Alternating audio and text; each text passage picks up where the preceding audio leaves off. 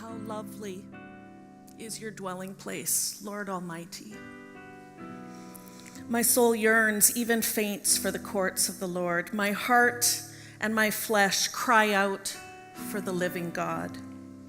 Even the sparrow has found a home, and the swallow a nest for herself, where she may have her young, a place near your altar, Lord Almighty, my King and my God. Blessed are those who dwell in your house. They are ever praising you. Blessed are those whose strength is in you, whose hearts are set on pilgrimage. This is the word of the Lord.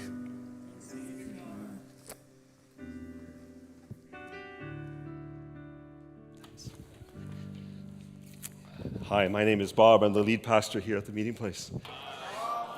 Hi, everyone. Look, earlier this year, I received a gift. I arrived in the office and there was mail for me. When I opened it up, I found inside this book. It immediately caught my attention because it was the title is Deeply Devoted. And of course, the language we use around the meeting place based on our mission statement is fully devoted. And so I was curious about it. And then inside this book was this wonderful little bookmark, featured a picture of the author, who is a person I know, and he wrote this: Bob, I'm really looking forward to reconnecting soon. Enjoy a free book on me, and God bless you in your ministry. Brad Hubert.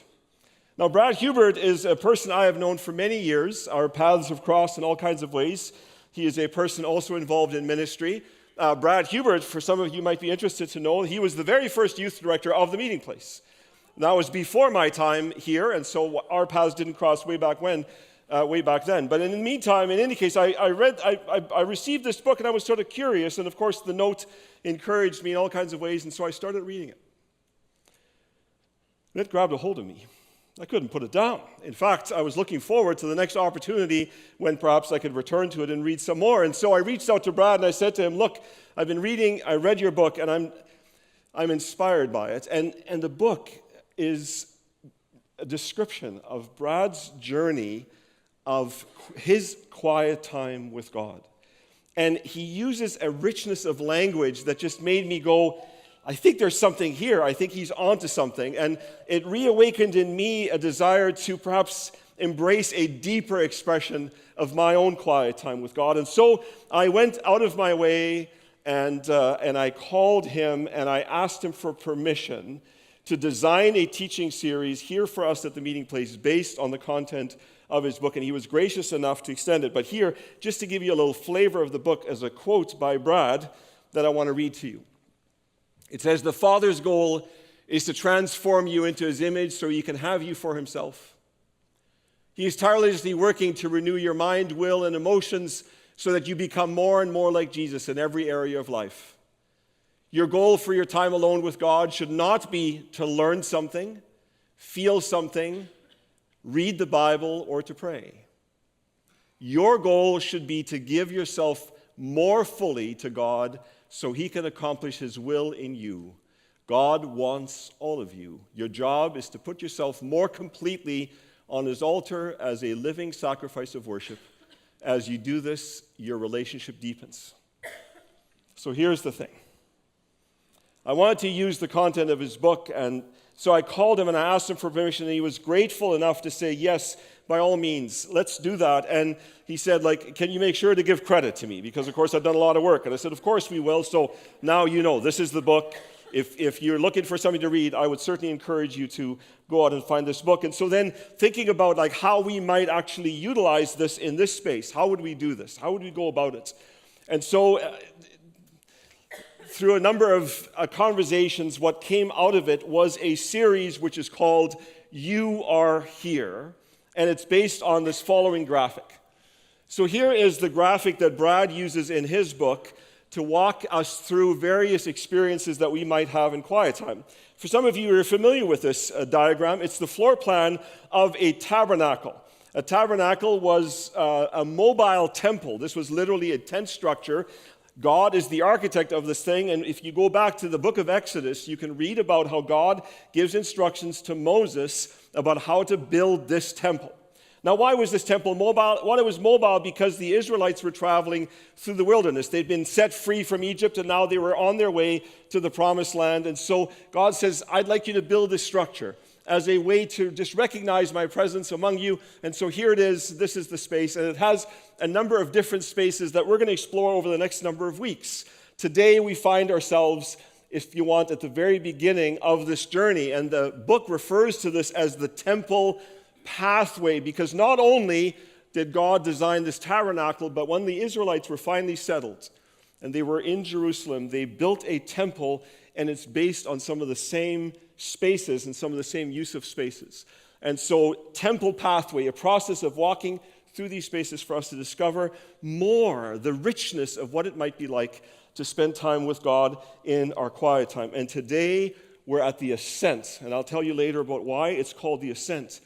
But here's the thing that you and I should walk away from today, with the understanding that at this particular point in this temple pathway, as we're going to explore this together, this is a place for us to simply be ourselves. And so I want to continue to unfold this. Here is the series as it breaks down over the next number of weeks. Today we're looking at the Ascent, which is the theme is Be Yourself. Next Sunday we're going to look at the outer courts. Thanksgiving and praise are the themes. November 3rd, the court of priests, heart check and confession and grace. November 10th, we are in the holy place. In fact, we're in the holy place for 2 Sundays. We're going to look at Revelation, and we're going to look at Spirit-led prayer. And then November 24th, we're ending with the Holy of Holies, which is part of the tabernacle and also the temple. So there is the outline. And I'm inviting you into this journey of discovery. I'm inviting you to this temple pathway, if you want, for us to discover more about quiet time with God. And here's the thing. Here's the problem. As soon as I said this out loud, the problem is this. I say quiet time. I haven't even used the word daily quiet time, and instantly we're overwhelmed. Because I know there are some in our faith community for whom this is a regular practice, but I also know that it's a struggle for many of us. And we are followers of Jesus. And if you're here this morning and you haven't yet made the decision to follow Jesus, perhaps you've heard people of faith, of Christian faith, talking about the quiet time that they might have with God. And there's a curiosity about what that may look like. And so I want to explore it, but I want to name the problem, and that is that likely there's some guilt associated with this. Because we're thinking, well, is this something we actually experience? And so perhaps you're rolling your eyes a little bit about a whole series on this subject, and where is that going to lead? And here's the thing. The truth of the matter is, when it comes to quiet time, I think we have a number of challenges. The first challenge is that we are often motivated to believe that we have to have a quiet time in God. It feels more like an obligation. It feels more like something you'll just do and you can check it off. But that's not really good motivation, right? It's based on guilt. Guilt is a terrible motivator, and so it doesn't sustain us. Perhaps it's about time. I mean, my life is busy, your life is busy, and I will admit to you that my daily quiet time is interrupted by the busyness of life. Sometimes some things come up, and I realize that I'm not making this a priority because these other things seem to be of higher priority to me. Maybe you have the problem that I do, and that is that when I do finally come to a place of quiet, I find that my mind isn't quiet. It just won't turn off. There's so many things to think about. And so there's a lack of focus. These things don't contribute to a really good experience. And then the worst thing is, if we enter into a quiet time, and let's say it's not a very positive experience, it's not exactly what we'd hoped, it doesn't leave us with something really powerful and compelling, then what would be the motivation to return to it? It's like, well, I tried it didn't quite work out. And so I think sometimes when I talk with people and they say to me, well, I don't really have a designated quiet time, I just talk to God all day long. I think this is our best version of it. We want to be in contact with Him. We want to be in His presence, but we're not sure how to do this in a very disciplined way and try to, figure out how to do this right. And so there is a problem. And I just want to acknowledge, for those of you who have leaned into a quiet time, and Brad certainly talks about this in his own life, that's become this incredibly rich and powerful experience. I celebrate this truth in your life. Keep doing it, because I know it's giving you life. And for those of us that are trying to catch up with this a little bit, I do hope that the series will be encouraging to us. So, what is required? Well, a paradigm shift is required, a change. Here's the paradigm shift. We need to move from ought to people to want to people. So that changes, like that this is something that we desire to be about and not just something that we feel obligated to be about. Because aren't there enough things in life that we do because we have to? They're sort of required of us. And so what's this paradigm shift like? Like how might we go about this? And so there are a number of ways for us to lean in, and I want to invite you into this conversation to sort of sort this out a little bit. And the very first thing is the following. It's a perception thing. Next slide, please, Jeremiah. Initiating versus responding. There are times, and I can relate to this, where I feel like it's up to me. I need to be the initiator. I need to be the one that sort of makes something happen. But the truth of the matter is that's a distorted perspective. It means that God is essentially neutral. He is essentially sort of hands-off in some distance from my own circumstances, and it is only when I initiate that a conversation is even possible. But if I change my perspective to one of responding, to recognize that He is active around me, in my life, He's already present, He's already doing things, He's already bringing His life-giving presence, and all I need to do is stop and respond to the fact that this is already going on, and it might just change the way we engage quiet time. What if it's not this appointment that we initiate and we hope that God can make it, but rather He's already inviting, He's constantly reaching out to us, constantly communicating to us, and we finally take the time to stop and pay attention. We have an example of this in Exodus 33. This is a very powerful one. In fact, every time I return to this text, I find myself just intrigued over and over again, and I was struck this morning as we sang in the worship songs. There's a line in there that we're going to see in this text, which is, I think, where this passage intrigues me so very much. And here it is. This is Moses. He is the leader of the Jewish people. He's the leader of the Israelites that have left Egypt. They're in the wilderness. He is just aware that God has said, look, you are my people. I am your God. I want to be in this relationship with you. And here is Moses. This is what he does with this opportunity. It says, now Moses used to take a tent and pitch it outside the camp some distance away, calling it the tent of meeting. Anyone inquiring of the Lord would go to the tent of meeting outside the camp, and whenever Moses went out to the tent, all the people rose and stood at the entrances to their tents, watching Moses until he entered the tent. As Moses went into the tent, the pillar of cloud would come down and stay at the entrance while the Lord spoke with Moses. Whenever the people saw the pillar of cloud standing at the entrance to the tent, they all stood and worshiped, each at the entrance to their tent. The Lord would speak to Moses face to face, as one speaks to a friend. Then Moses would return to the camp, but his young aide Joshua, son of Nun, did not leave the tent. See, Moses had this relationship with God. It made him realize, if I am deliberate to pay attention, and if I pursue this relationship with God, He's always available to me. I recognize that He's at work. I recognize that He's doing something amongst the people here. He's investing in my life, and so He's available to me for constant conversation, and so he enters into this tent. And the thing that just strikes me about this is it's about him sitting with God face to face, talking like a friend. Now, I will say that I think the language of that strikes us as maybe curious, because would we talk about God as being our friend? Is that the kind of language that we use? But this is the language that Moses uses. So there is more evidence of the fact that what God is interested in is relationship. So the next aspect of this is for us to understand that not only is God available to us, and so we aren't the initiators, but rather we're responding to the initiative He's already taken. Now we understand that there is a desire for relationship that He has. So let's unpack the relationship thing. Let's go to the next slide. So again, I want to take you back to this quote that I used out of Brad's book, and just highlight the relationship aspect that exists here. So the Father's goal, so God's side of this equation, is to transform you into His image so He can have you for Himself. He's tirelessly working to renew your mind, will, and emotion so that you become more and more like Jesus in every area of life. Your goal for your time alone with God should not be to learn something, feel something, read the Bible, or to pray, even though those elements may very well be part of your quiet time, but that's not the end goal. The end goal, rather, is that we identify that our goal, your goal, should be to give yourself more fully to God so He can accomplish His will in you.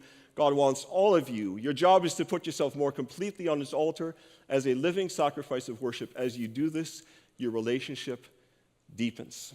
So, perhaps this sounds familiar to us, because this is not the first time we've heard words that are similar to this. In fact, we find in Romans chapter 12 this powerful statement. Therefore, I urge you, brothers and sisters, in view of God's mercy, to offer your bodies as a living sacrifice, holy and pleasing to God. This is your true and proper worship.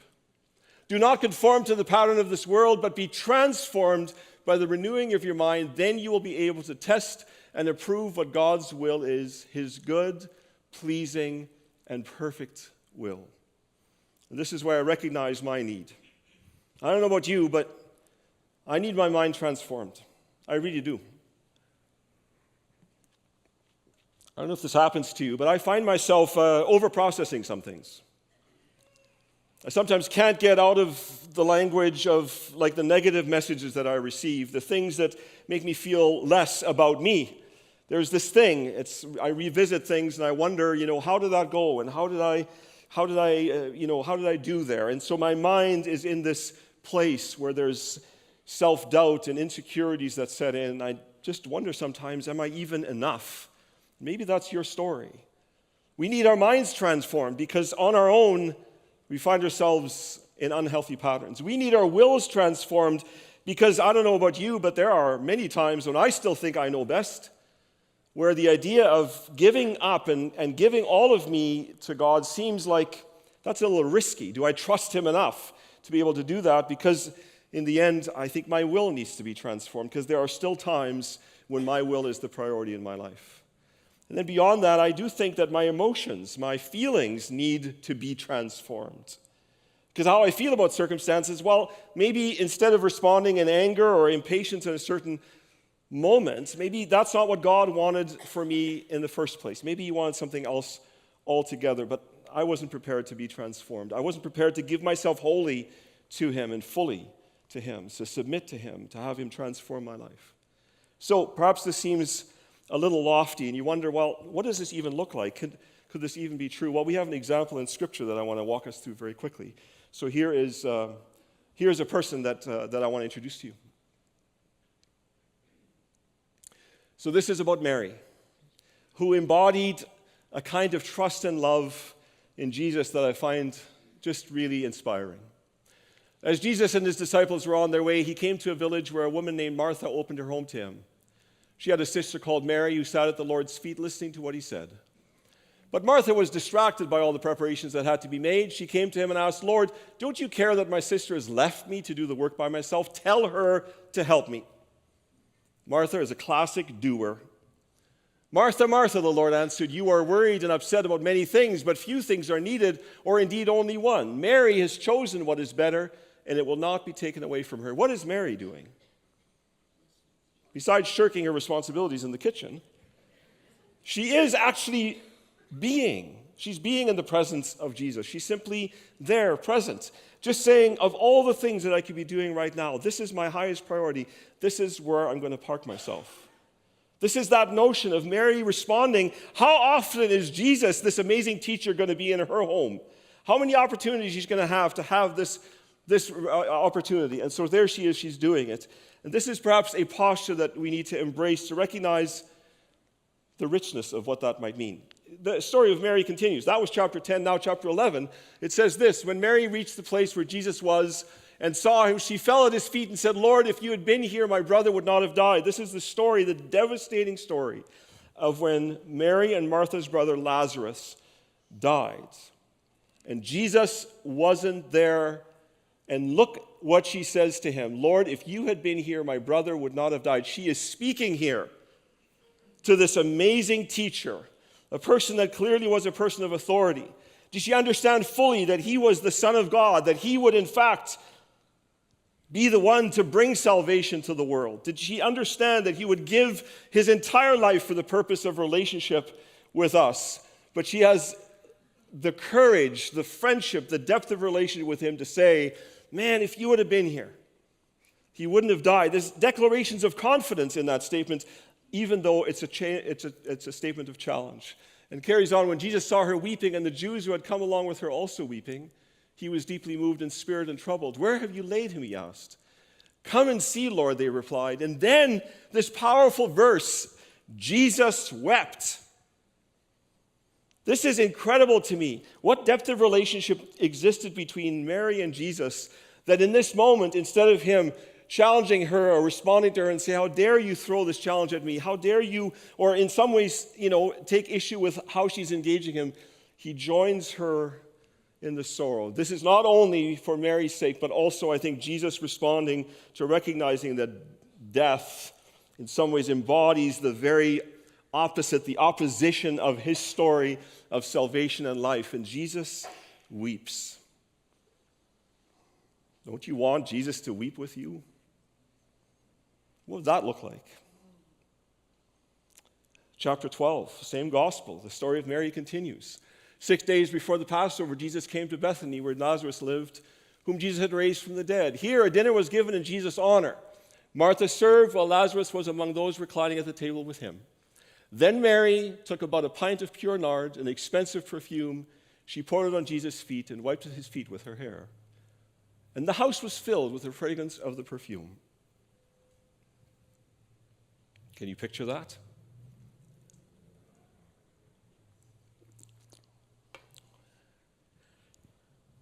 Fully devoted, deeply devoted to Jesus. She gave something expensive. She gave all that she had, and she went and honored him by pouring this on his feet and drying his feet with his hair. This may have sort of an image of submission, but I think it speaks to the depth of relationship that she's about, that she's wanting to express in Jesus in this moment. I think it's an incredible thing. One last thing.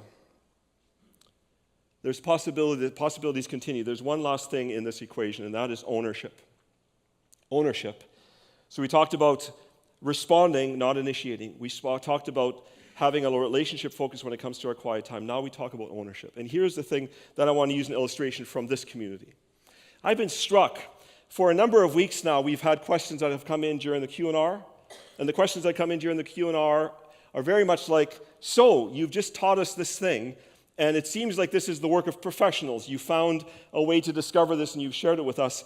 But there's a longing, there's a desire to say, how can we gain access to some of this information? How can we learn and study the very things that we hear from the stage on a Sunday morning? There is a degree of ownership that comes when it's about pursuing quiet time with God, and perhaps it's inspiring to you to say, okay, I'm going to own this because I'm a learner, I'm interested in learning, and to go into this quiet time with the expectation of learning. So, back to Ascent. Why is the first step of this temple pathway called Ascent? Well, here it is. When the Israelites got to Jerusalem and they built their temple, it was built on a mountain. The city of Jerusalem was built on a mountain, and so you had to travel upwards. You had to go up the mountain to get to the temple.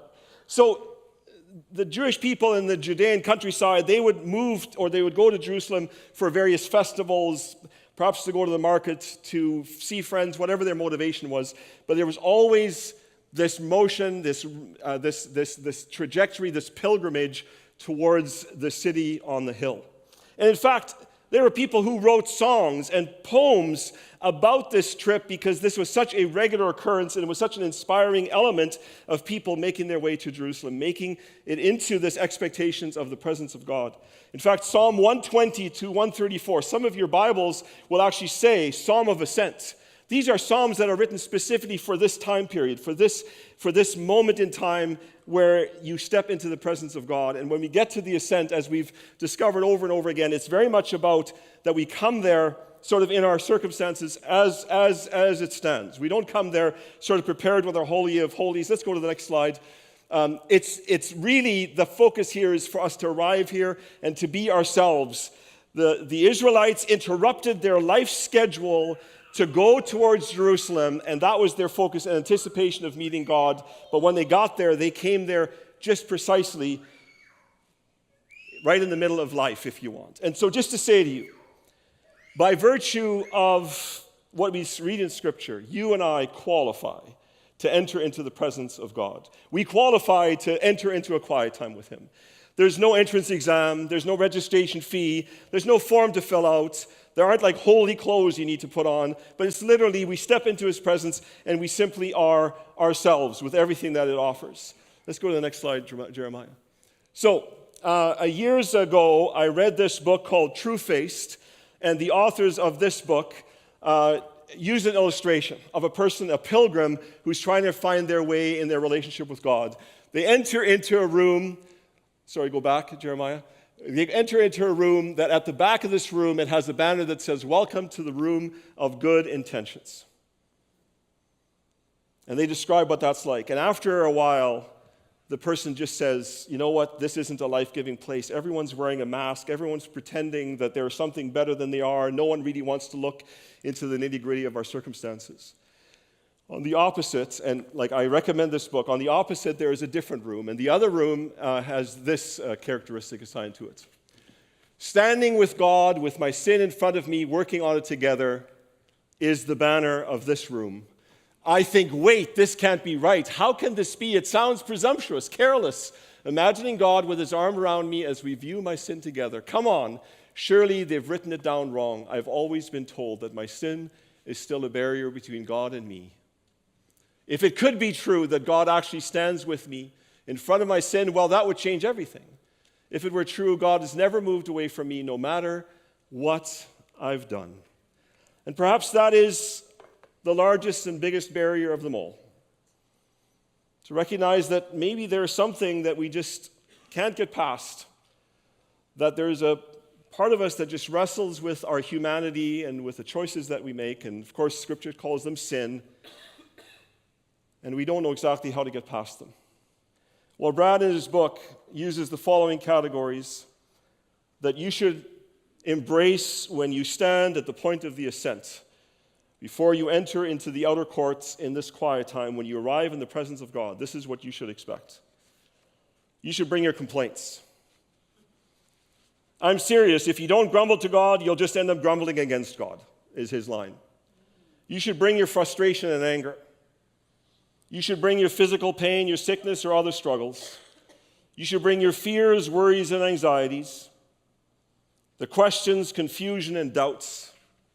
You should bring with you temptations. You should bring with you your desires. This is the curriculum of the quiet time with God. This, my friends, is the curriculum of your quiet time with God. It's not about putting on airs. It's not about entering into a conversation where you have to embrace a certain something. It's literally coming there and saying, this is all true of me. And for a while, you just get to vent. You just get to say what's true. As if it's hidden anyways. It isn't. That's it. That's the deal. So, I do want to leave you with a psalm, the one that Gloria read to us earlier, so beautifully, just as a reminder of how this particular author understood the joy of coming into a quiet time with God. This is what he wrote. "How lovely is your dwelling place, Lord Almighty. My soul yearns, even faints, for the courts of the Lord. My heart and my flesh cry out for the living God. Even the sparrow has found a home, and the swallow a nest for herself, where she may have her young, a place near your altar, Lord Almighty, my King and my God. Blessed are those who dwell in your house. They are ever praising you. Blessed are those whose strength is in you, whose hearts are set on pilgrimage." This is the invitation. Let's go on this pilgrimage. And like I said earlier, we all qualify. We're all on this pilgrimage if you're willing to walk this road. Over the next number of weeks, let's explore what it would look like for us to come into the presence of God specifically for the purposes of him transforming us as we submit ourselves and trust him fully with everything that we have. One little bit of good news that I want to share with you. I talked with Brad this last week. I said to him, "Brad, would you be willing to be our speaker at our annual spiritual retreat?" And he said, "What are the dates?" February 7th and 8th, he goes, "I can make that work." I think he booked his tickets. Brad will be coming here to do a spiritual retreat, and he will unpack the details of this book that we're looking at during this teaching series. So see this as an intro to the whole thing. Then in February, please register for this thing once that's available to you. It's not yet open for registration. And come and attend the workshops that will walk us through this thing so that we get this 1-2 punch kind of thing to really be about this. My phone call with Brad ended this way. He said, Bob, I am so excited about coming your way to spend time with your people. He says, I simply love to introduce people to my best friend, Jesus. Thank you, Bob. Hi, Steve. Hi, Bob. This first one does start with thank you, as often they do, because I believe that there's so many times we're just like, oh, really needed that. This one says, thank you for acknowledging the reality of how so many of us feel about quiet time. It's a quiet secret that so many of us find it a struggle. Some of us are Marthas by nature. Is there value in the kingdom to be a doer? Do Marthas have to change, or can we celebrate our nature as being created by God to be a doer? And you're kind of a doer, so I'm curious about that, Bob. Yeah, I'm sorry that in the illustration, Mary comes off looking pretty good and Martha less so. But I do want to say, though, that the people in the room, I'm sure they enjoyed the hospitality that Martha offered, and it was like clearly a gift, because it appears in the next passage also that, again, Martha is the one serving. So clearly she had a hospitality gift. Yes, absolutely, doers are really critical. I mean, in the end, there is something about us doing something about our faith. Like, it does require action on our part. It is not just sort of sitting and just being immobile and being a neutral. And I would say, I think specifically for those of you that are doers, and yes, I count myself among them, there is something about the gift of, at the end of the day, being able to name the things that you've checked off. How many of you take the time to write down something on your to-do list, even though you've just finished accomplishing it and you just hadn't written it before? Have you ever done that? Yeah. See, that's my thing too, right? There's something about that. The interesting part is, if we embrace that doing to such a degree that it begins to shape our relationship with God, then it becomes about earning his favor. It becomes about earning. And so as a doer, I have to constantly remind myself, it's not the thing that I've accomplished that makes him love me and he's pleased with me and proud of me, but it's the relationship that I have with him. It's not about the doing. It's in the being that I can sort of get past myself and say, okay, in this moment, I am not doing anything to earn your favor. I'm just receiving it. And there's an incredible gift in just embracing, not what I think to be true of myself, but what does he say is true of me? And that I think we can only get to by being. Mm-hmm. Thanks. I think this next one kind of moves into that. Initiate versus response. I understand that any good in my life is from God, and the person says, I cannot initiate any good. However, I am a flawed being and don't always feel God speaking. Sometimes I do what is right just because it is right, not because I'm responding to God. I'll sit down and have my quiet time just because it's right, not because of a response to God's call. I understand this to be an act of obedience. Thoughts on that? So some of you know that my father was a pastor. And so I had the privilege of growing up in a home, as did you. Your dad was a pastor also, so we've got this thing in common. But and so I remember feeling, I think, extra pressure as a pastor's kid that I had to deliver on this Christian thing because people were watching me too. Yeah.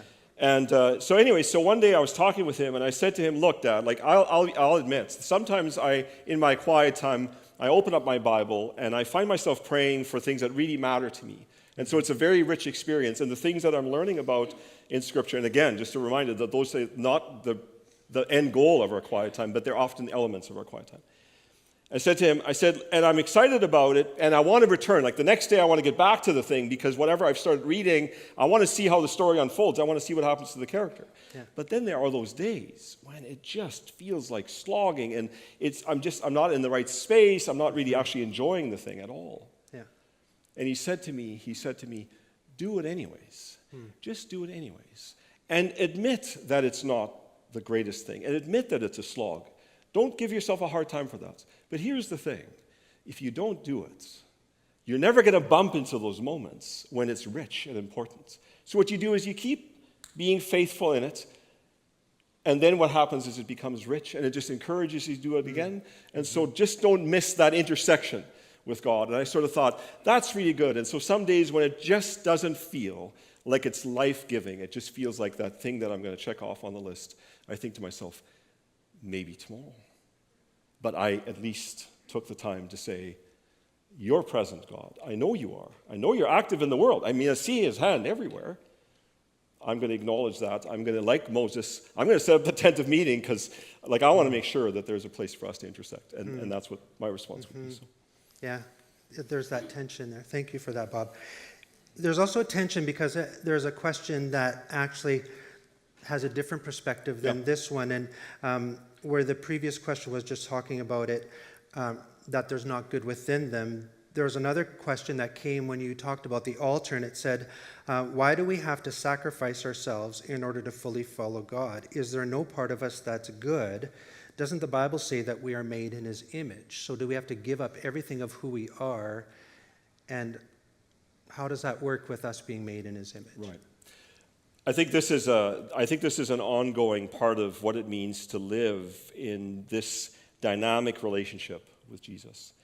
And there is something, it's almost offensive, the language that I need to sacrifice myself. The whole idea of laying down on an altar, like all of that, it causes images that are just very unpleasant in all kinds of ways. But I do think that what it speaks to is this. It's a very simple thing, and that is that if we believe, and I believe that the author of this question acknowledges this truth, and that is there's good in us. That good in us does come from him. Mm-hmm. And likely it will find expression because we've submitted ourselves to him. The default setting, like for those who don't believe in a God at all, have the benefit of growing up in a world that's mostly shaped by Judeo-Christian principles. And so our world isn't as somber a place because there are so many people who are bringing their God-given goodness into that. And so we shouldn't dismiss the fact that there's good in me. But whatever good is in me, in fact, comes from him. Is there more opportunity for him to express more good through me? There probably is. What does it take for me to get there? Mm-hmm. And this is where this is an uphill climb. Maybe this is why it's the Ascent, because it's an uphill climb. Because I think it requires us to lay down. And that's so hard to us. I mean, think about this in your relationships. Never mind in the presence of God. Yeah. Are you prepared to submit to your spouse? Are you prepared to submit to a coworker? Are you prepared to submit to a neighbor who's not always been friendly? And then there's this question, can you in fact do it? And I think that's why the language of sacrifice and altar is as strong as it is, because I know what it requires in my life to get out of the way of that happening. So. Mm-hmm. Mm-hmm. Thank you for your authenticity in answering those. I think there's some real struggles that people are able to articulate and that you responded well to. So thank you, Bob. Thanks, Steve. We're on a pilgrimage. Let's find out more, shall we? Let's discover more about what it looks like for us to be in this quiet time with Jesus and what he has to offer. I'm curious as to what we will discover. I'm looking forward to it, and I'm so thrilled to be on this journey with you. Bless you today. Bless you this coming week.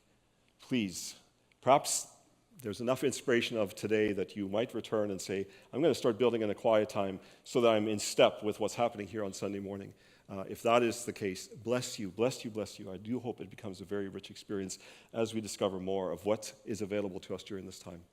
Anyways, a reminder, there will be people at the front of the stage to pray. And the other thing I want to say to you is every week, the teacher of the morning prepares questions that go to our small groups. We've started including those in the loop of slides after the service. So as you're lingering, take a look at the slide up here, and you might just see some questions that may prompt other conversations, perhaps around lunchtime today with your family or friends, or just for you to contemplate if you're on your own. Bless you.